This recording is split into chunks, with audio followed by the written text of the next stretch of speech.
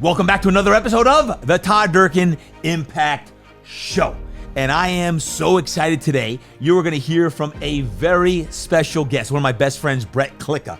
And Brett Klika and I have been palling together in the trenches at Fitness Quest 10 since 2001? Is that even possible? Is it possible? Yes, it is possible. You hear all about it in just a moment. But first, I want to say this. As this week approaches, we are in November. November is full-fledged ahead, and we are less than 8 weeks away from the start of 2024. Can you believe that? I hope you're as excited as I am to finish 2023 strong and to make sure 2024 is crafted up to be your best year yet. What is that going to require and entail by you? Number one, it's going to require you to work out. So let's step it up. No silly excuses like why you can't be training hard, eating right, and living inspired. That's got to be first priority here in the next, I'll say 7-8 weeks. You got to make sure that's happening. Number two, make sure you're surrounding yourself with the right people so we can be doing what needs to be done to get to where we need to go. And the third thing is, don't forget, buckle up your bootstraps, although you can't do anything about it yet. The God-Sized Dreams Planner is coming up in just a matter of weeks. So get ready to get your God-Sized Dreams Planner. This is going to allow you to go into 2024 steaming straight ahead. And I'm talking about steaming with smoke coming out your rear end. So let's get ready to rock and roll with that. That being said, speaking of steaming and speaking of great friends, Brett Klika, man, oh man, I don't even know where to start. I'll start with his professional bio, and I'm going to give you a little personal bio background on him because you are in for a real treat today on the Todd Durkin Impact Show. Brett Klika is an internationally renowned speaker, best-selling author, and award-winning health and fitness professional. For over 20 years, he's been working internationally with high performers from athletics and business to create physical, mental, and emotional habits for sustaining optimal performance while avoiding burnout. You can check out all of Brett's stuff at brettklika.com. If you're an IG fan, go over to @bklika and follow all of Brett's stuff over there. Now, that's the professional or the personal side. Guys, I got to tell you, in 2001, when I was actually working way back in the day with the U.S. Olympics women's soccer team, I met Brett training them while at the USOC in Chula Vista. He soon thereafter became one of my first employees at Fitness Quest 10 in year 2001. My goodness gracious. He looked like he was 12 then. He looks like he's 25 now. But that being said, Brett and I have had one long career together, and we have worked hand in hand. As a matter of fact, when I kick it off here in just a moment, I'm going to do some rapid fire questions. Now, don't tell him I'm going to tell you, but I'm going to tell you that I'm going to ask him questions that he has not yet seen. And one of the things I'm going to ask him is about when we used to battle for, I don't even know, I think it's like 12, 13 years of who could train more clients in a day. And we did this day after day after day. So I've got like 5-6 questions. I'm going to rapid fire him, and I'm going to catch him by surprise because we like to compete.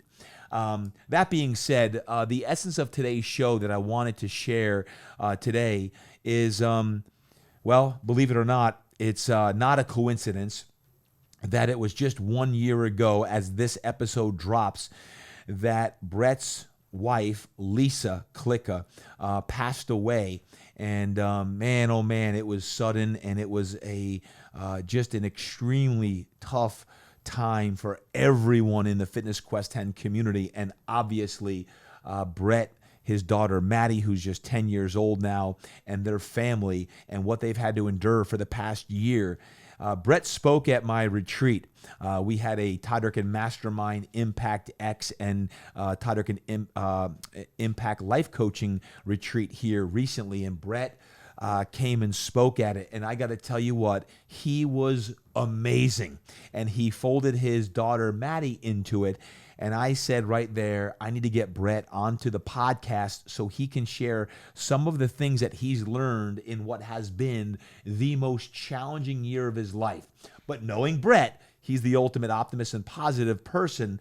And he talks about not only the challenging time, but also how do you manage the dark moments in your life? How do you get through the tough times if you have been through tough times or are going through tough times, this episode is going to help you. He talks about raising his 10-year-old daughter now as a single father and the amazing things that Maddie Klika is doing. And boy, oh boy, is she absolutely stealing the spotlight on Brett, because she has just an incredible future ahead of her. Brett shares his lessons. The lessons that he's learned in the last 12 months. And let me tell you what, these lessons alone are worth the price of admission. And some of his dreams and visions of how this tragedy with Lisa, who was close to all of us. And she was an amazing woman, an extraordinary soul who impacted many people. And Brett talks about how her legacy will live on forever. So I don't want to steal any more thunder, because you're going to want to hear from Brett Klika. And I'm going to start off with these rapid fire questions. I'm going to try to catch him by surprise, because I like to do that. So without further ado, let's go out to the one, the only Brett Klika. All right, we got Brett Klika in the house. Brett, welcome to the show. Thanks a lot, Todd. Are you fired up? Always fired up. Yeah.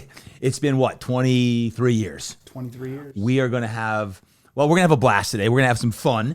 We're going to go deep on Brett and all he has been through, not just in 23 years, but specifically even in the last year. But I want to start off, BK, with the last few years, like the last 23 years. Right? I got some rapid fire questions that you didn't even look at. So you ready? Yeah. Here we go. Your top 2 to 3 memories at Fitness Quest 10 in your 23 years.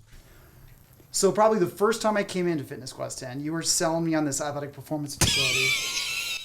And I came in and it looked like a hotel gym. Yes. And but you refurbished carpet. We had carpet and refurbished equipment, and the white refurbished equipment. Yep. And but that was a pivotal moment. I was like, I don't know about this, but I was like, oh, this guy, like, I'm buying what he's selling, and I'm glad I did it. So that. So the first impression. The first impression was something that stuck with me. Okay. Probably the second was, just the multiple, like, after hours, like, we shut it down. We've been working since 6 o'clock in the morning here. It's 8 o'clock at night, but, like, we just kind of wanted to talk shop. Yep. We probably did that, I don't know, dozens of times. We must not have had kids. Yeah, we didn't have kids at the time. Like, we're getting home at 9 o'clock. Wives are calling, like, where are you at? Like, oh, yeah, I got to go. And then run out the door. And then, our road trips, man. Like, the Super Bowl. That's right. With Under Armour, like, that was... And the funny part, you mean spotting people for 12 hours? Like, it wasn't a great experience, but that made it such an amazing It was story. great, yeah. And the fact we went through that, and I remember I had a cold. It was my birthday, and we were sitting outside in the rain because they didn't have any cover for us, and we hadn't been fed all day. And they finally bring us food, and I don't know what this was. It was literally like some sort of gruel, and it was dinner. And I'm sitting there with a cold, sniffling. Just eating it, and you just bum me. You go, hey Brett, happy birthday! Oh my gosh! Yeah, it was. All right, so those are some good memories. Yeah. Favorite client of all time in 20-something years. You got to have a favorite client. So I'll take me out of it. There's like, Todd, I've always thought of you as a client. I've shown you so much about fitness. Honestly, that's a lot of people. There's honestly been a lot of clients that shaped my life. And to really single out one person, honestly, it's clients, hopefully I've had an impact on their life, but just the way that so many different ones of them have impacted my life. And now that I don't really train much anymore, we're still friends. Yeah. They're still mentors to me, and hopefully I'm helping them in their life too. So, well, you got to think in about 2 decades of training, we went from 6 a.m. till 8 p.m. 7, 8 o'clock at night. And day after day, week after week, month after month, year after year, for more than 10 years battling. We spent a lot of time in the trenches. And now, truth be told, for about 12, 13 years, we'd compete, because when I hired you, Brett was one of my first hires at Fitness Quest 10. It got to the point where Brett got busy, and next thing you know, we were battling to see who would be busier for the day, of who's going to have 10, 11, 12.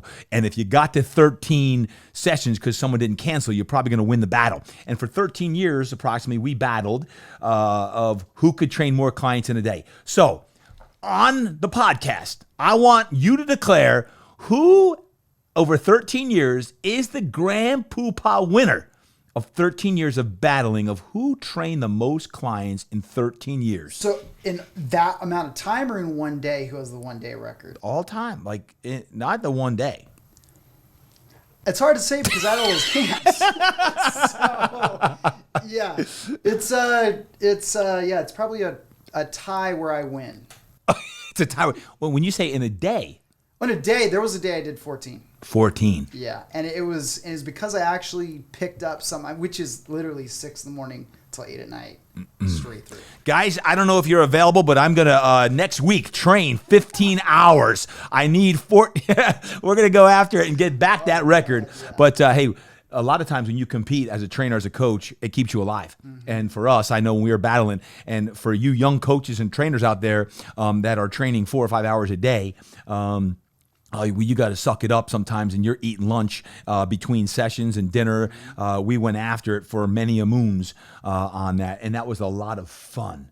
And I think back to it, it was, and I'm glad we evolved. Yep. But I'm so thankful for that time because it shaped so much where we're at today. All right, I got to ask a couple more questions. Commander B, Commander B, he was the man who engineered my son Luke's 10th birthday. Whatever happened to Commander B? So Commander B, I think started at Luke's birthday, but then it turned into a whole DVD series. Christy Lane, who was the... Are you serious? Yeah, she was through PE.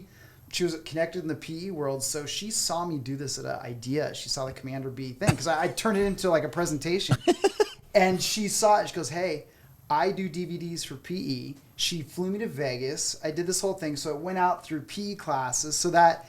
And then I think I did someone else's birthday party, but it's just you can only do so many things. So wow. I turned into Commander Dad.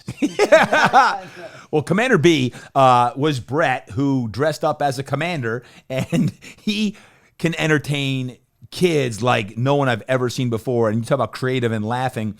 Brett was dressed in like camouflage and everything else and had these kids at age 10 running through the woods and reenacting. I don't even know what you had him do, but I think of Luke and all his little buddies back then, and it still brings me great joy because it's one of the most memorable birthdays I ever had. Not that I had, that I was part of for one of my kids. So I was curious about Commander B. 2 more questions.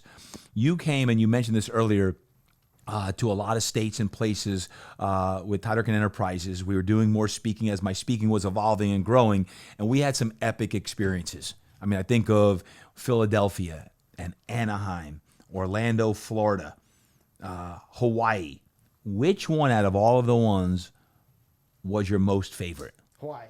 Whoa, that was quick. Why Hawaii? Why Hawaii? So we were there hired by the meeting planners. Yep. But so we were on their side. So all the vendors thought we were part of the meeting planners. So like everywhere we went, there was people with like entertainment and food and free drinks. And like it was, and I was like 24 at the time. I'd never seen anything like this. So that was amazing. To put us up in a great hotel, it was awesome. I didn't sleep a whole lot. I was going to ask the question because you were late one morning. What? I never got the full story, and I don't know if you're willing to confess here on the Impact Show, but you all of a sudden came like 10 minutes late with the biggest smile, smirk. What were you sleeping? What happened? I wasn't late. I was impaired.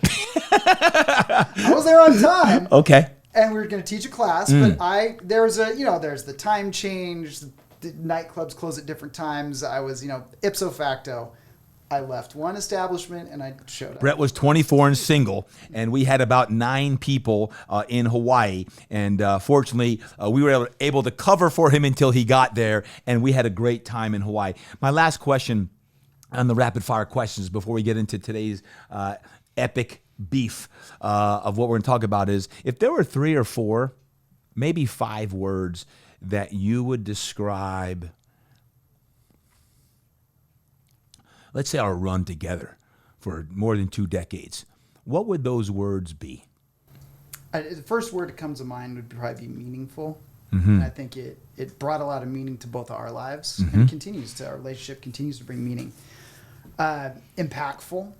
We were able to, and we still are, able to reach a lot of people where they're at. Yep. And not just in our community, but outside of our community in different countries. Epic. Yeah. You know, you talk about our experiences together, and I don't think our stories are the norm. You know, like if someone wants to sit down around a campfire and talk story, we could probably go for days, and just crazy experiences. Yeah. But I think those things, I think meaningful is probably one of the, you know, it brought meaning to my life, but I think back and none of it was trivialized. You know, we talk about, we worked so many long hours. Well, that wasn't just something we checked off the box. We worked those long hours because we both had this vision in mind of like, hey, how can we help others? How can we use this to be a springboard for others? So everything kind of built on itself. Yep. So I think that, to me, I think back to all the hard work and all that.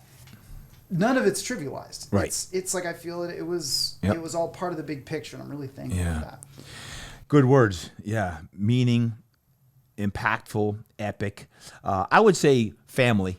Yeah. Because as our family at Fitness Quest 10 grew and our clients grew and our community grew, you were always, for a long, long time, the epicenter of that as well. And we were sidekicks. I think of family, and then obviously you getting married and you having Maddie, family, and your wedding where I split my pants from doing a front handspring. I think family. I think growth.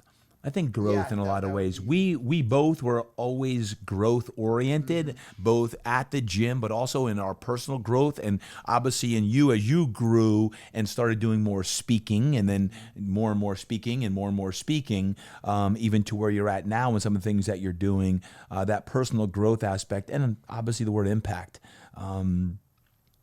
You know, to me, impact is legacy, and impact is what we're about. And in so many ways, I feel like, okay, we're at the halfway point of the impact that we're going to create. But I think about the impact that's already been created.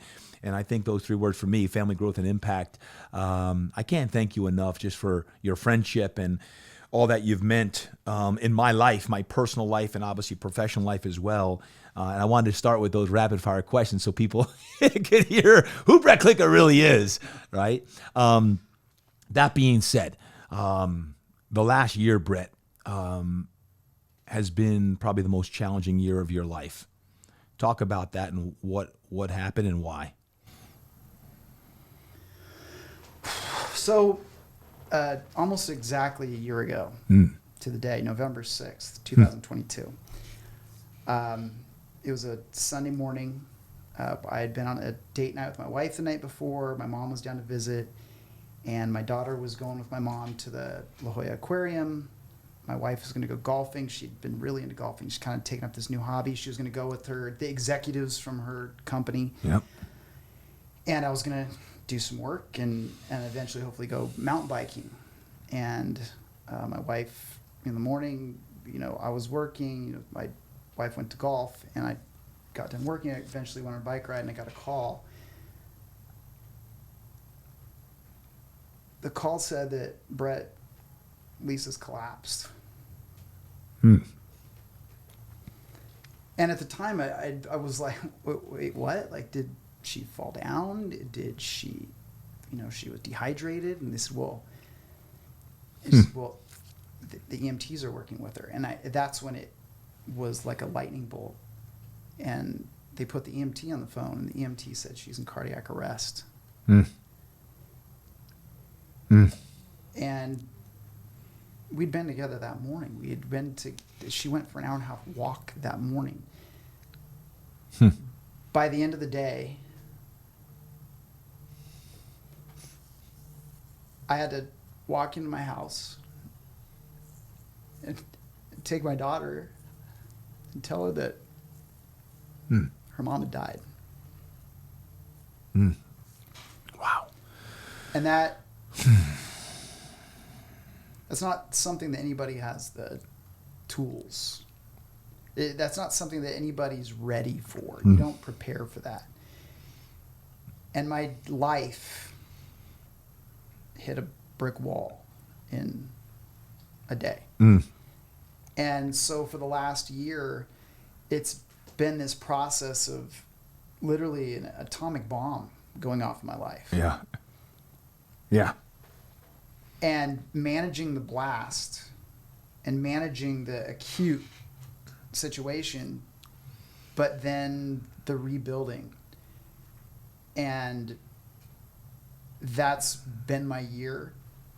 It's been the hardest year of my life, and probably will be the hardest year I'll ever face in my life. Mm-hmm. And, I'm at a different place today than I was 365 days ago. Mm.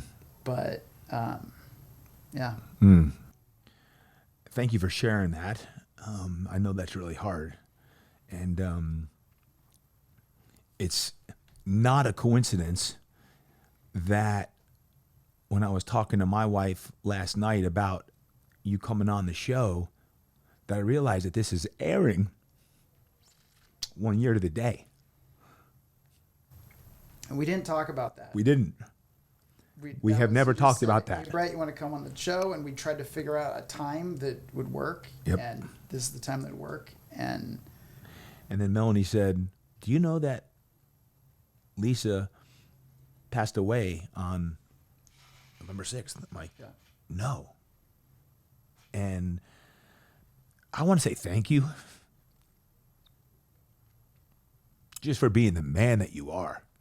I mean, the strength and resilience and the everything that you've showed up for as a husband, as a father, as a friend, everything.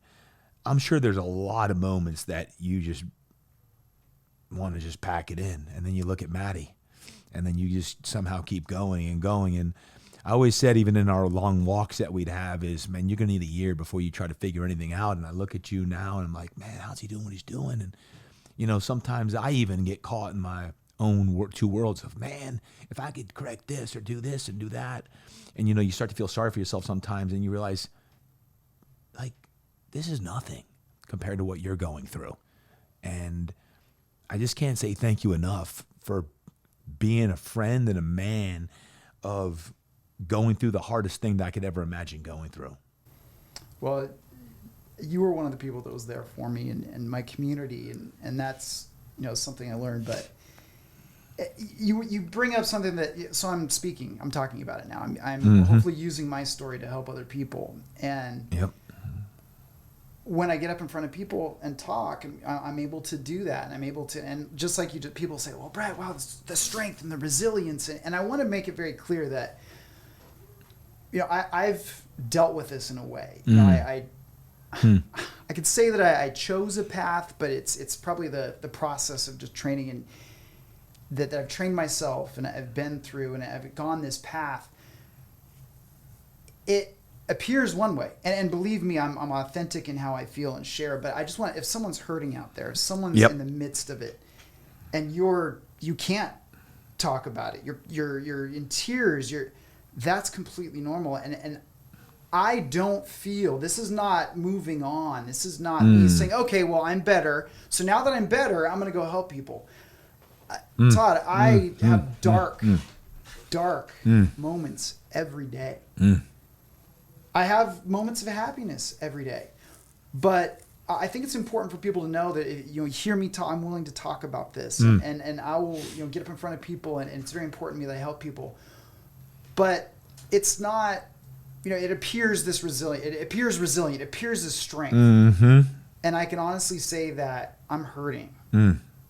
And how I deal with hurt and things like that is one way. So if someone is hurting and they're unable to share it, that doesn't make them, any less strong or any less resilient. It's how I've dealt with it. How do you deal with it? How do you deal with your dark moments? Well, and I think the first thing is what a dark moment is. I had no idea. I realized there's another level. There's another level. I didn't know when this first happened. I didn't know humans. I didn't know that was part of the human experience, that you could feel that way and still live. I thought, the way I feel right now, you must die from this. Yeah. because I was like, there's no way physiologically, I mean, psychologically is one thing, but even physiologically, my body didn't want to do what it was supposed to do. I got shingles immediately. I couldn't sleep. I lost. And in the midst of, I was eating actually relatively normally. I mean, there were certain things that I couldn't, but it wasn't like I was starving myself. I was eating. I lost 15 pounds. My body was just in this state. I remember that. I just was, and so that, that's dark. When I'm saying dark, but dealing with the darkest moments, I think the number one thing is to feel. We're so afraid of feeling, and that's what I've realized through this is, as a society, as individuals, we're afraid of feeling. We're afraid of, it's like, oh, I'm nervous right now. Something must be wrong. I'm sad. Something must be wrong. Emotions aren't bad. There's no good emotions or bad emotions. If you're sad because something sad happens, that means you're working correctly. Yep. If you're angry because something happened you're working correctly. The problem is when we live there. We live in this place of sadness. We live in this place of attempting elation all the time. So just being willing to sit and say, I'm really sad, and cry. Yeah. And head into the fire. Yep. Just say, I'm going to do this, and I'm not going to numb it. And this is terrible, but this is part of, and to think that, like, at the human experience, I went through something awful. There's tens of millions of people who have been through things even more horrific. And that doesn't make it easier. That doesn't make it easier. But what it does is it makes you realize that this is a very unfortunate part of what humans have experienced since the dawn of time. Not too long ago, Todd, people had huge families because it was very common for a family, one of your kids to die. Like, so you had 5 or 6 of them because one of them was probably going to die. Your kid, that was just a normal thing. I was like, well, the normal society was, so people have been through this. Now, again, that doesn't make it any easier for me to take. But to say, hey, this is part of what some humans have to go through. Yep. And then letting yourself be there and say, this is something and letting yourself cry and letting yourself be there. But when you realize that you're stuck, when you realize you're stuck, you're like, I can't, you need to reach out for help. Good. And that help could be from your church. It could be from your community. It could be from your friends. I couldn't recommend therapy enough. I did that the next week. I found a therapist for my daughter and myself the week after Lisa passed. Amen. And what prevents people from doing that is fear, ego. Man, you got to let ego go. Your ego, I don't think ego is necessarily always a bad thing. Yeah. But your ego thinking, no, I can deal with this on my own or whatever it is, it's going to keep you in the hole. And if you want to get out of the hole and you're finding yourself stuck. How long did you go to therapy for? I'm still going. Once a week, once a month? I was once a week to start. Yep. And that was mostly for Maddie. My idea was like, I want to get her going, then I'm going to find somebody to work with. Well, it just so happens we hit a grand slam for the first person. And it turned into kind of working with both of us. And then I split off and did my own. Good, yep. And now we're doing it once a month. Yep. And my daughter just implicitly trusts this woman. I trust this woman, which is, I mean, for me, it's difficult for me to work because I've been in the one-on-one coaching industry for so long. Yep. My expectations for a coaching interaction are through the roof. Like, you better come correct. If I'm going to pay you money, I better have 1,000% confidence in you and 1,000% trust you right off the bat. And that happened. And if you've been through that, if you're someone who's been through that and you've had a bad experience, keep trying. Keep doing it, because it's not an overnight thing. It's not okay, I'm better. Okay, I talk. It's this PSI release valve that makes you feel like, this is normal. With your therapy, did you look forward to it or did you dread going to it? And then once you were there, you're like, oh, thank God I needed that in this situation. I didn't dread it, and part of that is kind of like looking at it the way that I guess chose to look at it. I want to run into the fire. You look at firemen, you look at people that are considered, that are so resilient, or people that have done great things in their life. they run into the fire when everyone else is running out. And day one, Yeah. my gut told me, you're going to run into the fire. You're not going to run away from any of this. Yep. So anything that's been difficult, I don't like it. I don't look forward to it. I don't want to do it. But my attitude's like, you run in head first and you run into the fire. And so I was pretty indifferent. I was like, this is just what I have to do. And I'd show up and I'd feel better every time I left. Wow. So much to unpack. You think about a year and the ups and the downs and the therapy sessions. And I'm sure with Maddie, who's just 10 years old, so much to unpack. But if you could say there's a few lessons that you've learned in this process of deep, deep grief, what would be some things that you would say, hey, here's what I've learned from this tragic situation? There's three things, and these have become the centerpiece of my belief in my even coaching other people's. First is who I am. Todd, we all, with social media and, especially if you're in the public eye at all, it's like we carry on this, we're leaders and make people be positive and empower people. And there's somewhere deep inside of me that was always like, well, Brett, have you really been through anything? Have you pressure tested these values? Have you pressure tested these beliefs? I mean, I know I live by it every day. It's 100% authentic. If I share it, I'm living by it. But has this stuff been pressure tested? The number one thing that caused me the most anguish, aside from just the pure sadness, was this fear of, do I know what's left? It's and I always thought of it. I think of it as like if you've been to Washington D.C., they have the Constitution there. Sure. Well, they have the Constitution in this thing where if there's a nuclear blast or something and it goes down into the core of the museum, which is like 100 feet below the museum, to protect it. Well, the Constitution is the basis of our nation. But what I found is I figured out what my Constitution is. And everyone we struggle with purpose. We struggle with what's my why, and it's such a struggle. And I think I've gotten rid of, I was like, is this really who I am? Like, I've been carrying this on, and a nuclear bomb went off. Yep. Is this? It would just be like, well, the Constitution, can it start another society? And I've learned that these pieces of me have allowed me to be who I am. And I have a greater relationship and a greater understanding of who I really am. What motivates me, what's important to me. It's clearer, and it's not just a thought. It's not just on paper. Like, I can feel it. And what it's done, it's peeled all the BS away. We worry about BS, we virtue signal BS, we show BS. Well, it's gone. And I feel more authentic.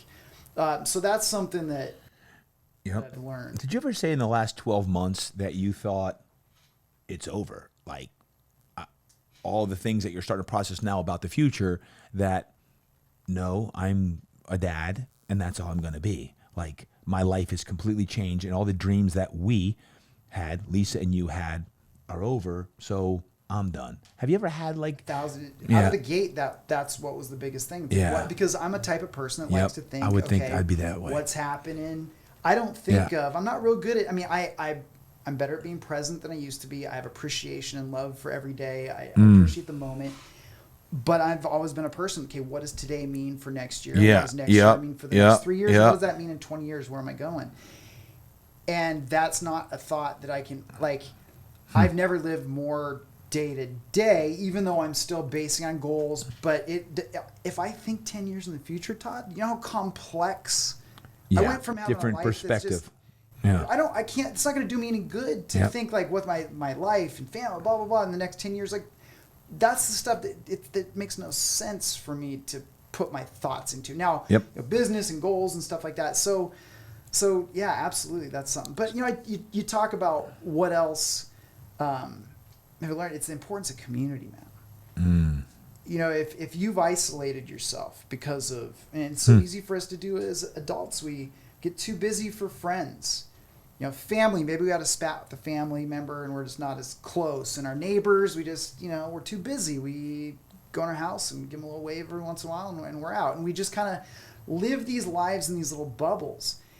And I really, because I've worked in the space of human performance and what helps people, I've been understanding more and more the importance of community. And I've invested in community. I put time and energy into my friends. I put time and energy. And I can't say enough about the community. And Todd, we're talking like my neighbors, my friends in California, my friends from growing up in Oregon, my friends from my national and international projects, my family at Fitness Quest 10. I mean, all of these circles, these communities came in and surrounded my daughter and I, and they're still surrounding us. Like, until you've been in a situation like I am,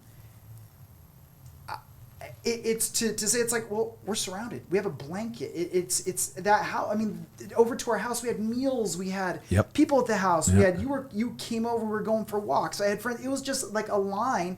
And this community was like, when I was like, I'm done for the day. Like, I can't, they're like, and call me tomorrow. Like, I had friends, guy friends, that would be like, Brett, you call me, I'm not saying a word, and you just cry. Yeah. These are guy friends. These are the stuff that I've been through, and I did that. Yep. And you realize, man, another thing I've learned too is, man, my friends and my community, that's not fake either. Yeah. These are real people. When I finally was like, after a couple of days, I was like, hey, because we had people calling, texting. I said, hey, it's okay if our close circle of friends or our personal friends and neighbors, if they come over, they want to talk to me. And I said, oh, that's okay. They came over. They hadn't been to work. They hadn't been to work because they were so hurt by the loss of my wife. Yep. That made me realize that, like, your friends, they're not just like people you hang out with. They're not just people that are your drinking buddies. They're not just people that you say what's up to, via text. Like, if you're doing it right, it's good. Your friends can save your life. And that changed my perspective, Todd. That moment when they came over, they couldn't go to work. I don't think I'd ever understood the depth of what true friendship is. And I realized they were hurting as much as I was. So I think that, those things are incredibly, Yeah, no, it's good. So who am I? Importance of community are two big lessons. And Any thoughts others? and beliefs. Thoughts and beliefs. That, and I did a write on my birthday. I did a big writing I put on Facebook, and I've never had more people that something resonate with people that much. I put up this big blog on Facebook, and I realized through this, like, coming out of the gate, like, it's you go through a tragedy, or even life, Todd. Like, life is a sea of feelings. It's like you're up, you're down. Something good happens, you feel good. Something bad happens, you feel bad. And I think it's important. We're so afraid, like I said, we're so afraid of feelings. And what happens when you're afraid of feelings is you start to get feelings about the feelings. Like, you're frustrated because you're anxious. Or you're embarrassed because you're angry. And then, so it's like we have like 8 feelings deep on something because we're feeling that we shouldn't be feeling that. Well, what I realized, it's okay to feel because there's a difference between what you feel and what you believe. Like when all this happened, like you said, like, did you feel like it was all over and this was like, and we even talked about that at the gate. I was like, I can't imagine doing it. I mean, I don't know how I'm going to. And I felt like I'm over. I felt like I don't have it anymore. I felt like this is it. I don't know how I'm going to survive. Like, that's the way I felt. But there was something inside me, like I said, like the Constitution, like those things. And they kept saying, well, Brett, that's it's not the truth, right? And this is inside me, even though I'm feeling this way. And so once I realized that I had those two forces, once I realized, like, no, I have a belief system. Yep. And I've doubled down on that belief system. I've invested in that belief system. I've practiced that belief system. It's not just stuff I've said. I've practiced it over and over. It is part of my hardwiring. Well, it's okay to feel a certain way then. It's okay for me to feel like, and I don't have to have the feeling about the feeling. Like, I can be sad and at the same time be like, well, I'm not a sad person. I can be frustrated, but I'm not a frustrated person. So what that does, it makes it, I'm not getting feelings about the feelings about the feelings about the feelings, and pretty soon I'm just spun out. I like that. And so that changed my perspective. Just understanding that, so it allowed me the freedom to feel like it's okay for me to feel a certain way.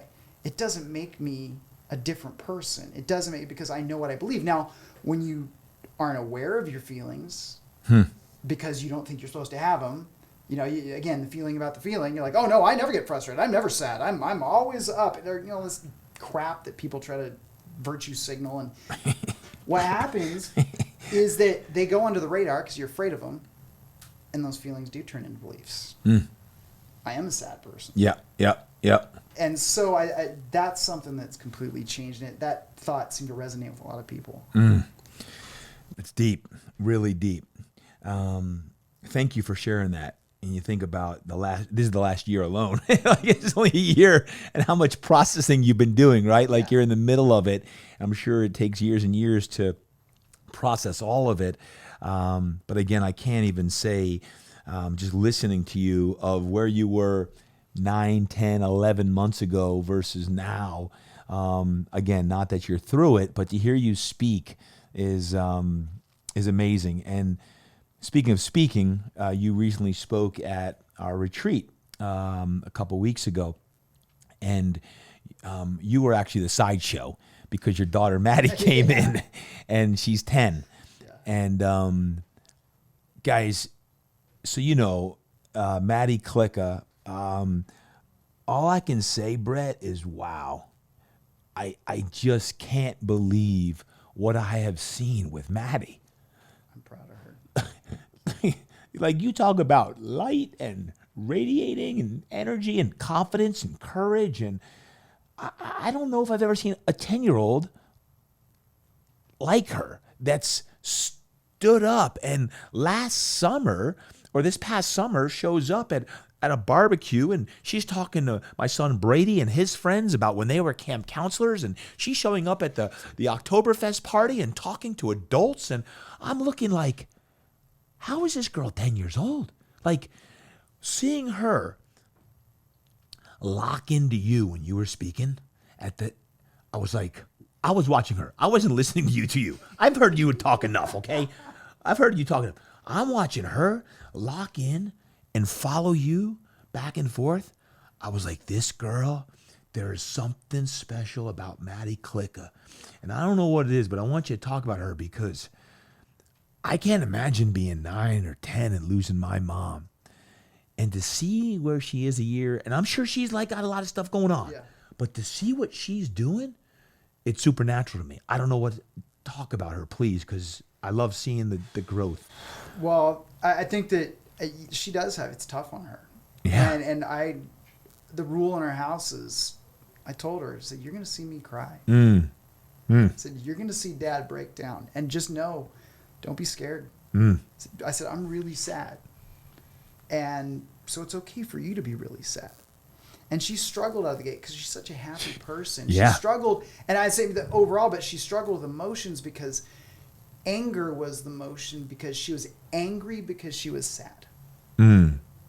And that was something that we had to help her and work was that it's okay to just be sad, because she's such a naturally happy kid. And Todd, there is something, we all find the uniqueness in our kids, and we're all so proud of our kids. And what Lisa and I found, just right out of the gate, there was something about her, just this sort of, our joke with her, we call her our roommate. Because Lisa and I would go outside the bottle of wine and sit down around the fire. And Maddie would come out and have made herself a little kid's plate of charcuterie.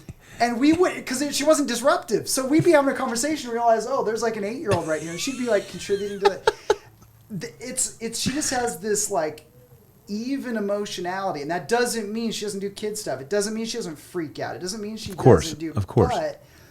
And honestly, you know, that's her mom living on in her. And I see that. It just makes me so proud. And but you know, Lisa was such a great leader, and a lot of it was because she was able to manage emotions, and she was even keeled, and she evened me out so much because I'm emotions. I wear it on my sleeve. I am emotions. I'm my Aerosmith song. But I've been so proud of her because she asked to go to the therapist. She'll be like, I want to talk to you know it's just how, I went, and like I say, I wish I could sit back and say, well, it's because Lisa and I did this and I continue to do this. Man, she's just an amazing kid. I feel like, and Lisa and I would joke, our job's not to mess her up, because she came out a certain way, but I'm very proud of her, and we just support each other. We're like this little team. Yeah. I saw it again. I mean, at that talk, I just watched her, and you were awesome, by the way. You were awesome, and everyone in that room loved your talk. But truth be told, I loved having Maddie in that room. I loved it. It was special to me, and that wasn't part of the plan. I know. We showed up, and she saw the setup, and she saw the lights and everything, and she, remember, you joked and said, oh, Maddie, you going to get up? And she looked at me, she said, can I?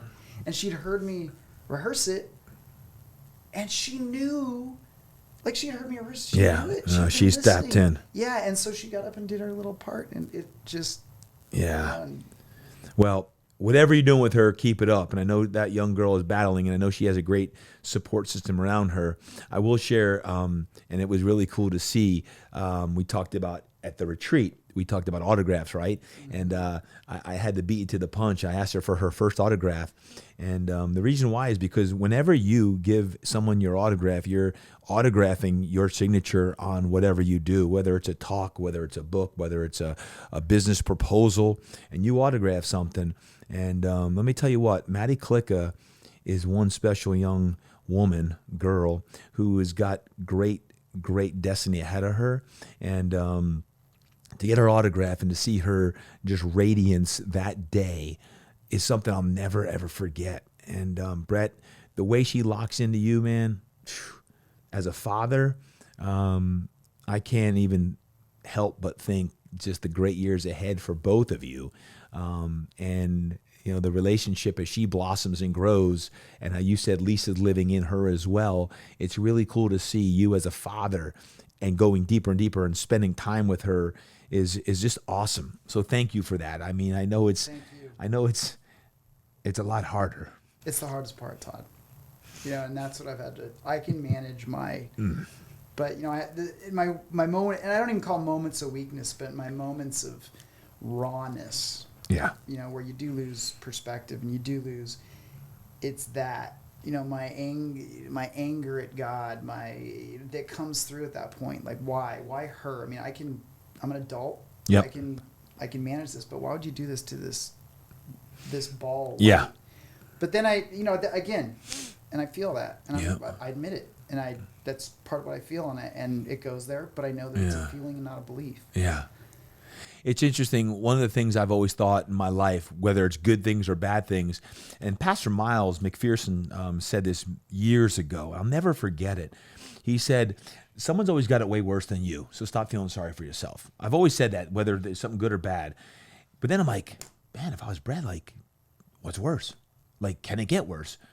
Like, when you say, oh, it could always be worse, it could always be worse. I don't know how worse it can be to find a little bit of reprievement in feeling sorry for yourself. I guess there always is that piece, but did that ever come across like to you, like someone's got it worse than me? Because I can't imagine. In my mind, I'm thinking it can't get worse. Yeah, but I think there's some danger in that, because I think if you're always saying, well, who's got it worse than me? I mean, I think there's a perspective we can have on our life. So we just have this perspective. There's something bigger in us. Just start there. Yep. There's something bigger than us, whether you're religious, whether you're someone who just has a picture of the world doesn't start and end through me. Yep, preach. And I think that's where you start with it. But I think sometimes if you start to, it's like, well, I feel bad. Who has it worse than me? Because then you're going to also be looking at, well, who has it better than me? And I think that if you get too deep into that, you can start just constantly comparing. Am I better? Am I worse? Good point. But I think if you back out and you see the global perspective of things are bigger, that it doesn't begin and end with me.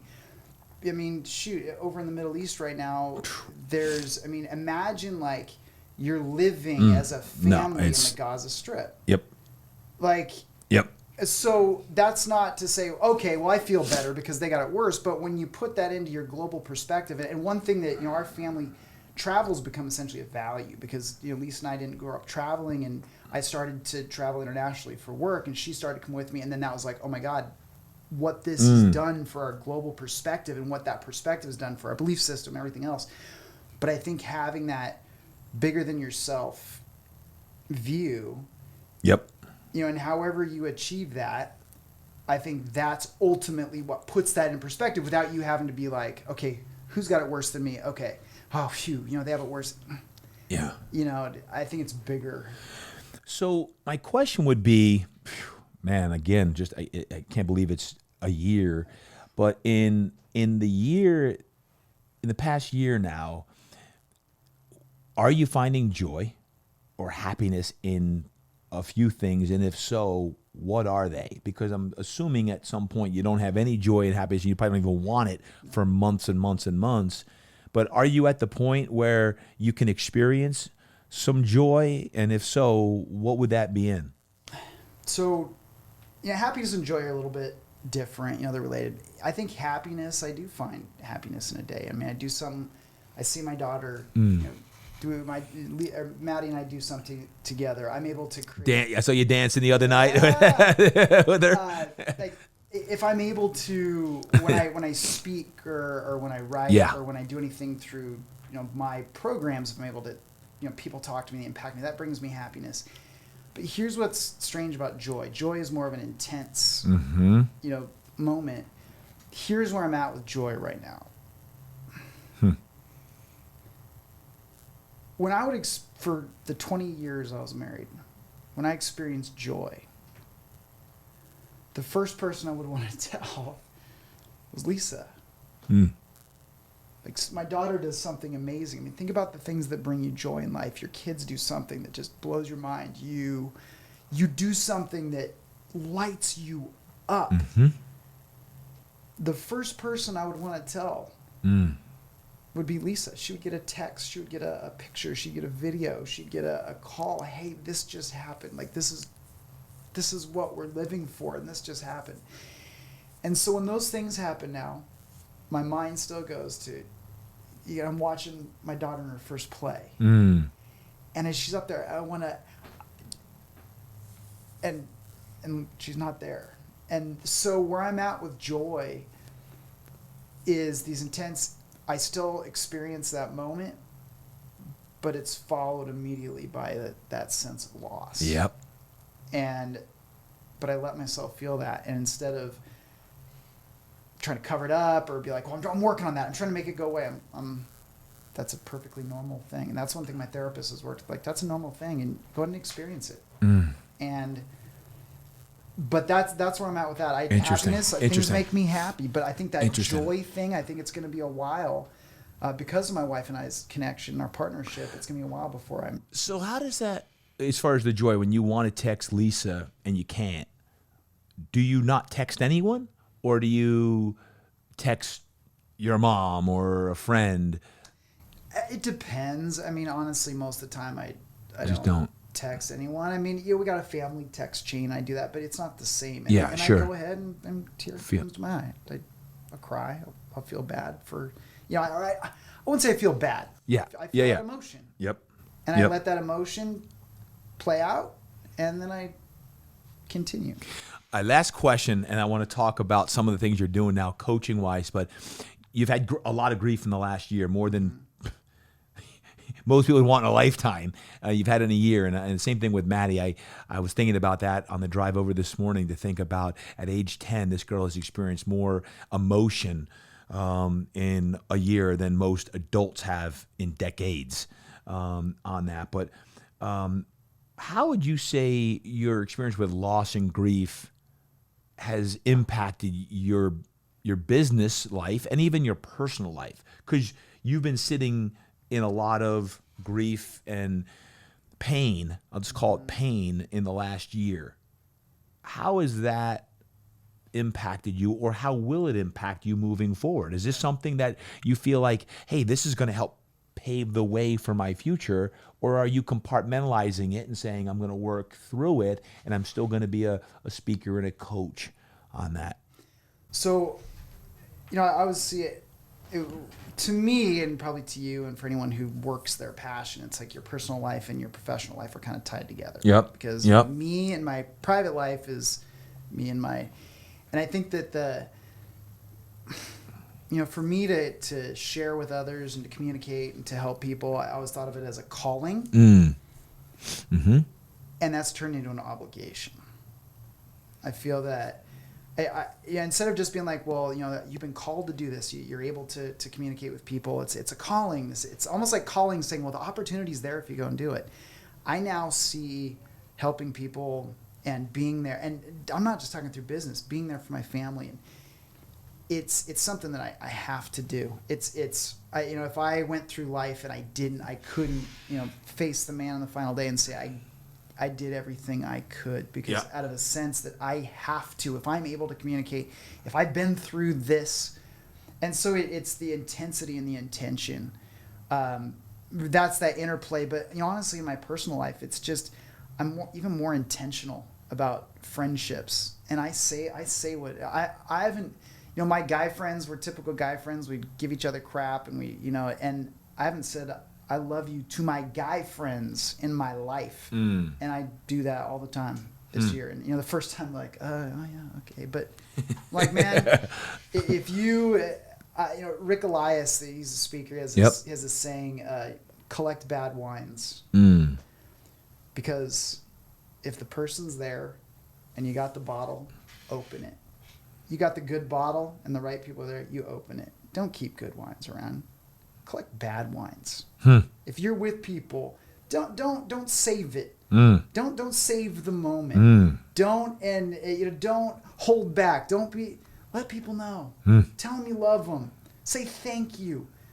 Cut past the crap and have a real connection. And that's impacted me tremendously. And I think all my friends could probably see that transformation. Yeah.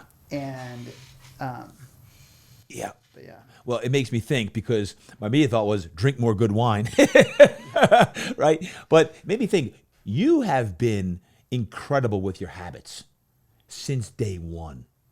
Since day one, Brett Klika, I remember the day after everything, you were steadfast about you are going to dial in your habits, and you're not going to be drinking. You're not going to be doing stupid things. You got to be there as a father for your daughter. And I know some of that was probably almost reactionary, but truth be told is you have done that. Tell me a little bit more about your habits, because listen, you've always preached good habits. I've been preaching habits, but it's easy to have good habits when things are good and average. But when the stuff hits the fan and you just lose your wife, it's easy to all of a sudden slowly start drinking or slowly start just doing stupid stuff. Yeah. Brett, talk about it, because you have been dialed in like I've never seen anyone dialed in on what you need to do. Well, that goes to like you said, like you have these habits. We preach these habits. We live these habits, but they haven't been pressure tested for me. I had never been through anything, and that was my biggest fear. It's like, who am I? Am I the person? Yep. The day after Lisa passed, I was in my garage and I exercised. And I realized that's part of who I am. I believe at my deepest level that your physical health is your mental armor. And we could take that into the lab and I could show that to you. That's not just a slick little saying. That we can show you that chemically, physiologically, neurologically, we could demonstrate that. But I had nothing. The world blew up around me. So what did I have? That's all I had to lean into, is what I had been training myself to do for years, the way I was thinking, the way I was acting. And that's why if you find yourself in a place in life right now, I don't recommend walking around every day thinking, what's the worst that could happen? But if you realize you've been living your life, what are you training every day? What are your thoughts that you're training every day? Are you training that you're just angry at everybody and you're posting on Facebook this and that and this? Is that what you're training your mind to be? Are you sitting on the couch, you drinking, you drive? Is that what you're training your body to be? Because I'll tell you, in moments of stress and moments of pressure, you rely on your training.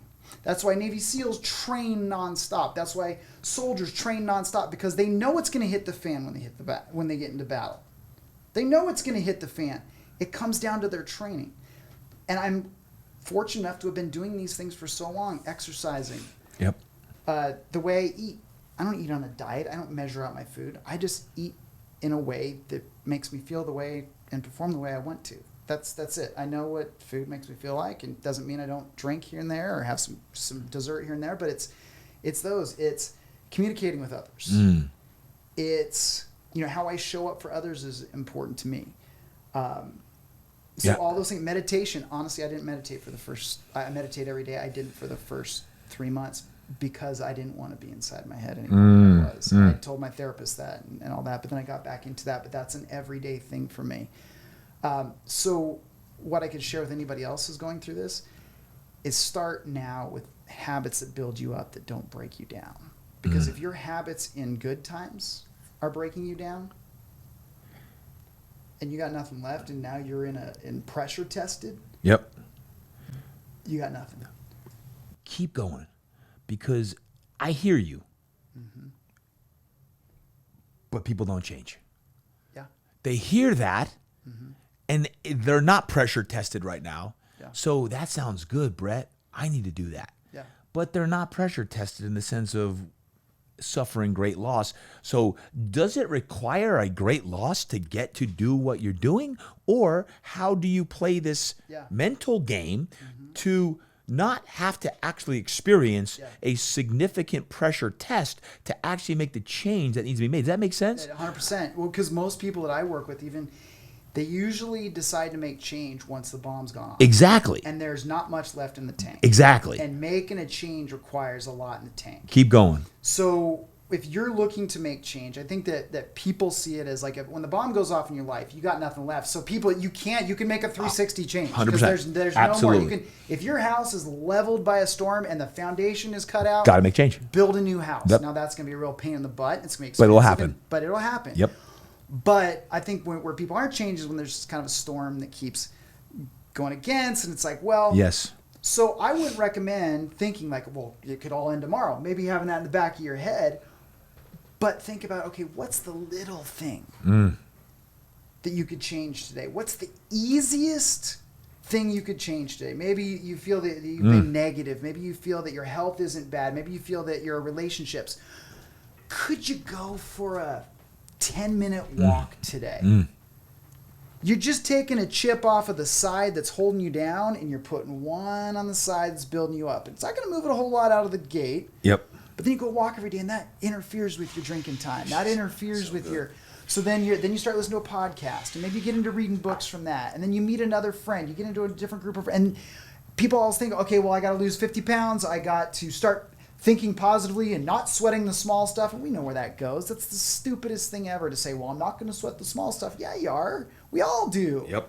And so it's can you make a small change? And so I challenge everybody sitting there today, if you want to start creating the habits that will literally save your life, whether you go through this pressure test or it's just something that preserves your brain and body, what's the smallest thing you could change today? Preach. God, I love that, Brett. I love that. I don't even know where all the time has gone because I can keep going for another hour because I love this discussion. I hope you all are enjoying this conversation. And, I think that's one way to look at it is, make the small changes. But if that doesn't work for you, I'd also say this, and I mean, maybe I'm demented, Brett, but you're shaking your head. Yes, I am. But, sometimes I'll think to myself, what happened to you? Yeah. What if that happens to me? What if my wife dies tomorrow? Yeah. Or something happens to one of my kids? That could happen. So what am I going to do today that is going to allow me to find more joy today in that? So whether you choose to make the small change or you want to go and play in that dark space every now and then, maybe you want to go play in that dark space. I don't like going there, but every now and then I'm like, hey, go there. If it moves you. If it moves me. People's brains That's work it. differently. That's and it. I think that you can, if you make change out of fear, well, whatever makes change. But if fear becomes the overall thing, that could be, but I go to a dark place to drive myself to do things. Yep. But I try not to stay there too long. That's it. That's exactly right. And that's what we're working God, on. so good.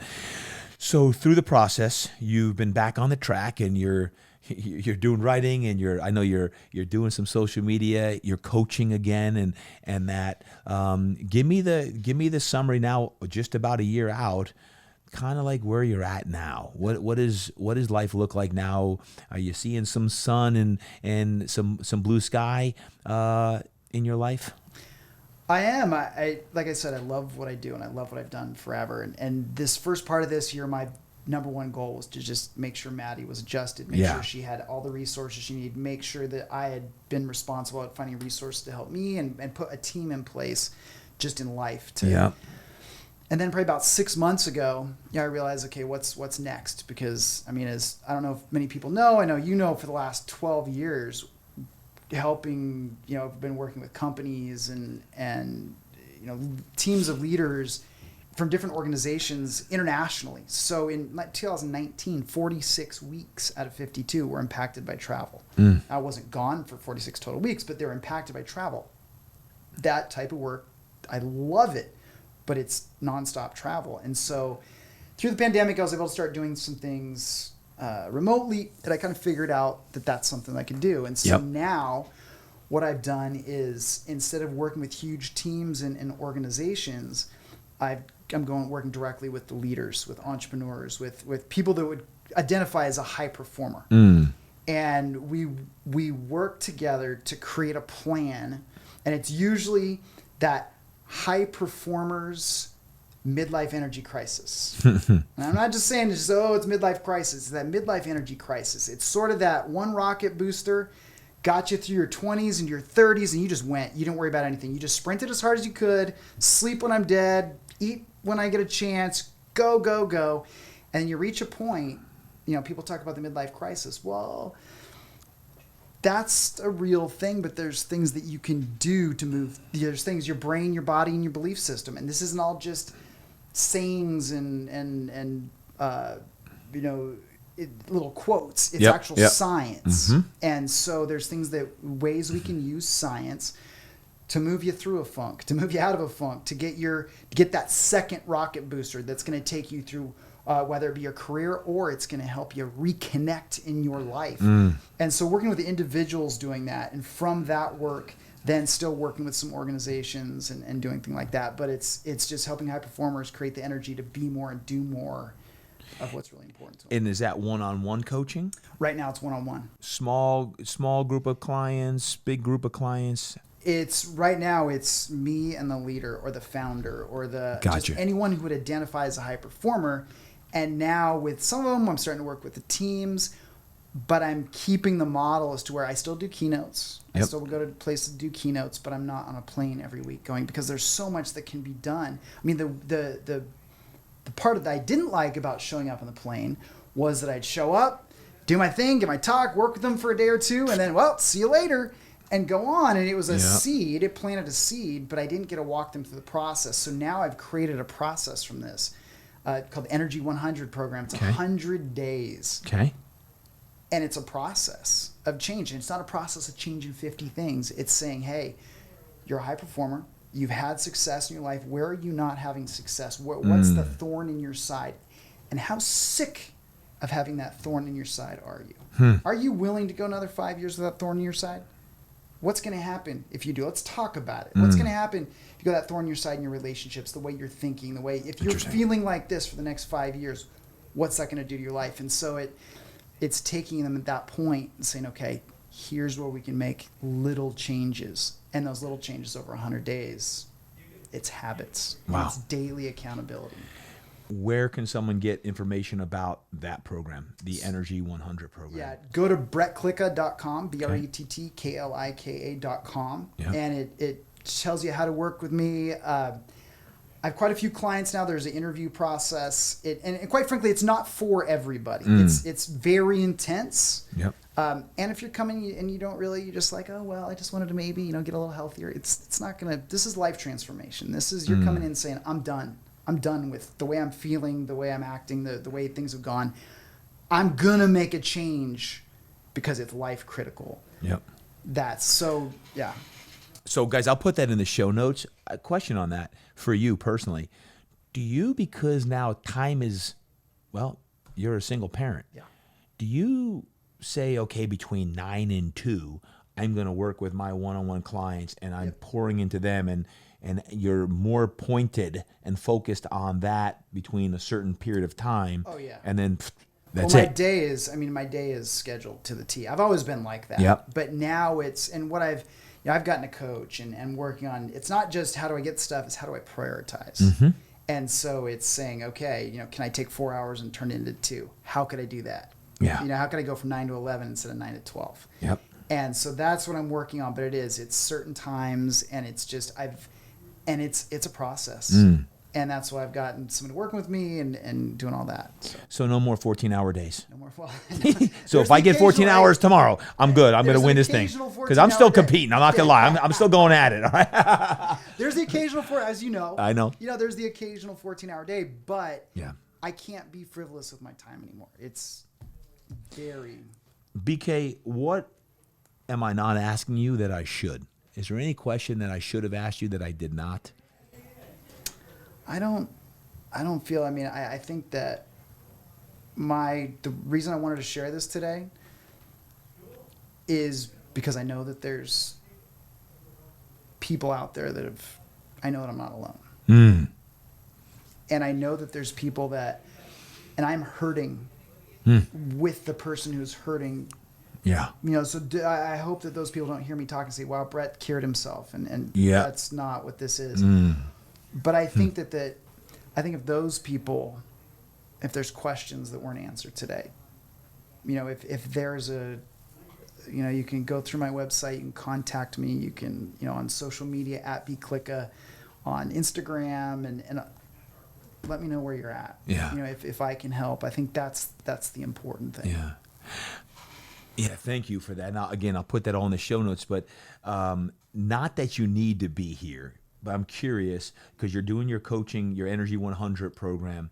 But do you have a dream kindling slowly that you want to someday write a book, or you're going to be doing this, or you want to do something with Maddie?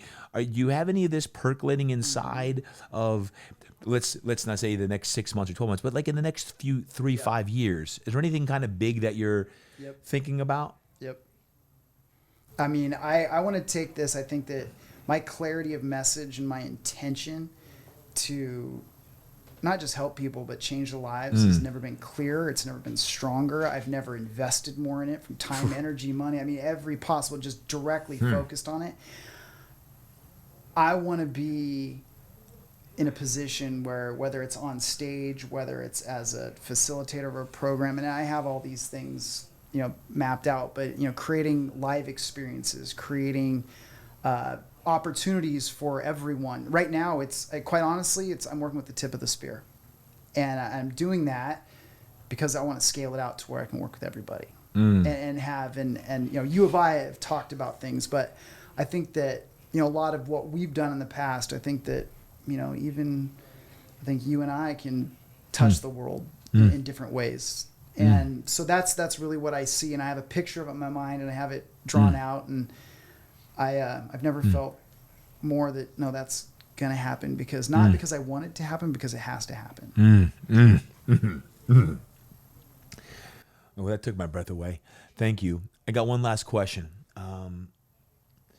It's interesting, again, I'll circle this back to the beginning, when just last night I found out that this episode will be dropping on the same day of Lisa's passing. And this is a two-part question. But what would Lisa, one more conversation with her, what would she say to you today? And what would she say to Maddie today? I thought about that. I actually think about that every day. And I think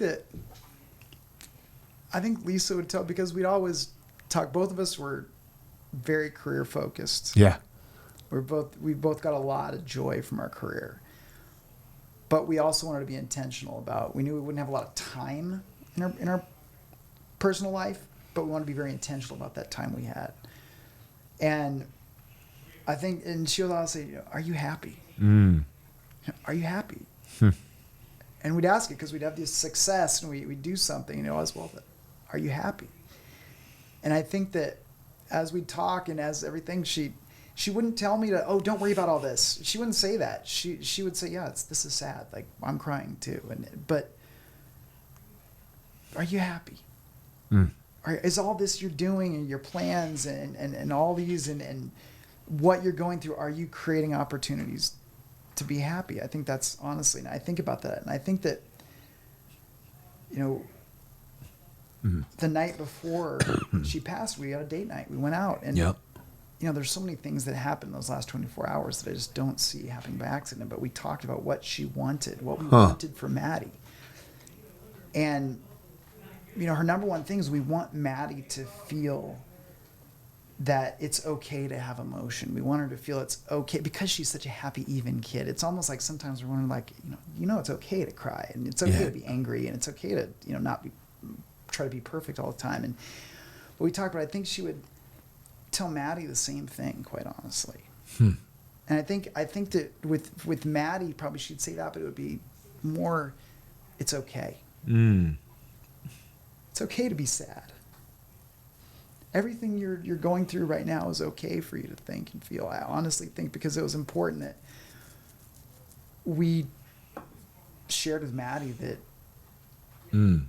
emotions are okay and because that's the way you build resilience. You don't build resilience by covering things up. You build resilience by going through it. And so I think she would tell me to just be happy, and she would tell Maddie it's okay to be who you are. It's okay to be nervous sometimes. Okay, be sad and happy and all that. Yeah. And what do you think you would say back to her? What would be that thing that you would say a year later now? Say thank you. I shared at the memorial service that, man, a day doesn't go by that I'm in a situation where I say, God, what would Lisa do here? Yeah. And I feel like she gave us a book. She gave me a book on interesting parenting, on relationships, and I can carry that book for the rest of my life.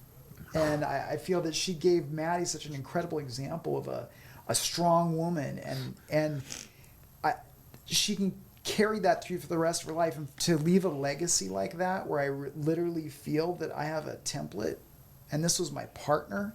This was someone who we went through the ups and downs of life, and it was crazy times and good times and ups and downs. And I feel that and I'm someone who likes to do things my own way, and I have my pedagogies and my frameworks, and I'm just like, what would Lisa do here? And I can't. I would say thank you for everything. How to love. She was the first girlfriend I ever said I love you to. Wow.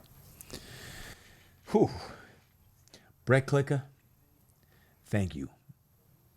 Thank you, man. I love you. And for you to just share your heart and soul today like you just did, I'm not sure what one person, 100,000, 10,000, I don't know. But I want to say thank you so much for being the man you are, for being the father you are. It truly is, it's special, brother. It is so special, and I admire you. We've always been friends, but in the last year, I've watched you, and it's really incredible to see your just entire being grow in the most difficult of times. I just can't say thank you enough, and thank you, and I hope you know you always have a friend in me, and I'm honored that you chose to come on the show and to be able to share that just a year, coincidentally or not, later, you sharing your story and what you're doing with your story, because I know this, Lisa would be darn proud of you and of Maddie. I can't imagine that smile that she would have, and how she's up there working out a couple hours a day, doing her thing, but seeing Maddie and you thriving in so many ways, man. I just want to say thank you for being you. Well, Todd, I can't reiterate that enough with you. I mean, you were there at the beginning, and the Christmas, I think this is somebody the Christmas where, You call like the night before we flew out for Christmas. Yeah. And we're flying out Christmas Eve to Chicago. That's right. And that's right. You said, hey man, the flights are getting messed up. I was like, dude, we got the first flight out tomorrow. I was just like, chill out, Todd. The day before you called me, you were thinking, you said, hey man, is things gonna be okay? And you're gonna have, what if you get caught here? I was like, not worried about it. Well, next you call me again, and I'm at the airport. I was like, yeah, we're about to take off, first flight out. And then they're like, there's a flight delay. I'm like, I'm not worried about it. We're taking off in an hour. You call me back. It's like, no, it's cool. You're like, Brett, listen, there's going to be presents under your tree. If you get caught here and you guys can't, so you put together, for the first Christmas after this, it was so important to me that Maddie experienced something, and to think that was almost taken away. But I didn't have to call you and say, hey, Todd, can you out of the ahead of it. I was telling you not to worry about it. You're like, no, I'm on it. You went to Target, because then it was like our flight did get delayed. We got the last flight out that night. We were at the airport for 12 hours. You went to Target and you got a bunch of stuff, and you're like, there's going to be presents under that tree. And that's just an example of the way our friendship is gone, and the way, but I can't thank you. I still have all those presents. We ended up being able to give her presents all that in Chicago, but that's the way our friendship is gone, and that was just a true example. And that was, obviously that's just one thing, but that's a direction of, and I can't thank you enough for. Well, Brett, man, thank you for being on the show. I hope everyone enjoyed the conversation as much as I did, because it was deep and it was real, and that's what life's all about, is being real. Because when you get thrown a challenge as you have, man, I hope y'all can look at Brett Klika as a man of inspiration, as a man of all of the stuff today that's going on. Follow Brett. Get on his social media, get on his website, follow him, and lift him up, because, hey, it's not like a year passes and it just all of a sudden becomes good and everything is good. This is a process for anyone. And Brett is a great example of persevering through the toughest of times. And Brett, again, I just want to say thank you, brother. It is an absolute honor to have you here, and I can't wait to get out there and train with you again and get after it, and let's make some big impact here. But God bless you, brother. I love you. I love you too. Thanks, Tom. Wow. Oh, wow. Brett Klika. Man, guys, I got to just tell you how honored I am right now, how emotional I feel to have Brett in the house. And as I tail off today with just myself and the team here, Brett's gone now, is how darn privileged and lucky I feel to, A, know Brett, and B, to have known him now for 23 plus years is amazing. I share with you on episode one of the Todd Durkin Impact Show, that I'm always going to keep it real. I'm going to give you the high of high and the low of lows. And there's a little bit of both. But when you think about the overarching principle and what we learned about life and that, I hope Brett's story somehow spoke to you today. And maybe it's not you, but maybe it's someone you know who's going through a really, really difficult time. Or maybe it is you. Maybe you're in a place that you're fighting and battling like mad to get through this time. I just know this, it's all around us. Everyone's got something that we battle in, and a guy like Brett Klika, the B Klika himself, is a great example of how you continue to endure. I love what he said about, not feeling this string of emotions, and next thing you know, you're 9 emotions deep into that, versus feeling it, experiencing it, being resolute with it, and then moving through it. Can you do me a favor? Can you do your neighbor a favor? Can you please share this episode? I want you to share this episode on your social media or via text, please, because someone in your life needs to hear the story of Brett Klika and what he's doing to get through a very challenging time. Whether it's you're a month in, 6 months, or 12 months or more, Brett gave an awesome example of moving through this time. As well as if you're watching on YouTube, Please make sure you like and subscribe this on YouTube. Brett did an incredible job sharing this, and I got to tell you, it was emotional for me to go back and listen to the story again, but Brett's living that every day. And when you're battling and when you're going through things, it's every day. I hope that out of 320 something episodes of the Todd Durkin Impact Show, that you can go back to episode 1, 50, 100, 200, 300, or 320 something, and you find hope, you find motivation and inspiration in the higher highs, the lower lows, in everyone in between, because that's what this show is all about. I want to say thank you. Thank you for listening in to just a deep conversation and episode today where Brett opened his heart and shared every bit of what he's all about. So thank you, Brett Klika. Please make sure you go to brettklika.com, brettklika.com, and follow him at bklika on Instagram. Tag him, tag me. Check out the show notes. And hey, if I said it once or I said it 328 times before, don't forget, you got to train hard. You must eat right. Go live inspired and make sure you create impact today.